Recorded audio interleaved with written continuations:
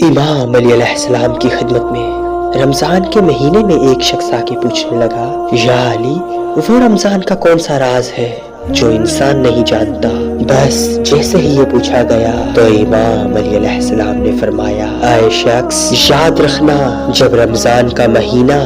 اختتام کو جاتا ہے تو جنت کا ایک عظیم فرشتہ جسے اللہ نے جنت میں پرواز کے لیے منتخب کیا اسے زمین کی طرف بھیجتا ہے اور یہ حکم نافذ کرتا ہے کہ ہر اس گھر میں جا کے دیکھ کہ جس گھر میں انسان روزے رکھتے ہیں۔ تو وہ شخص پوچھنے لگا، یا علی، وہ جنت والا فرشتہ ہر گھر میں کیوں آتا ہے؟ تو امام علی علیہ السلام نے فرمایا، وہ جنت کے خزانے لے کر روزے داروں کے گھر آ کر تقسیم کرتا ہے اور انسانوں کی ساری دعائیں بغیر کسی رکاوٹ کے اللہ کے دربار سے قبول کرواتا ہے۔ یاد رکھنا، رمضان کے آخری ایام دعا کی قبولیت کے لیے، کامیابی اور کامرانی کے لیے اللہ کی طرف سے ایک عظیم تحفہ ہے،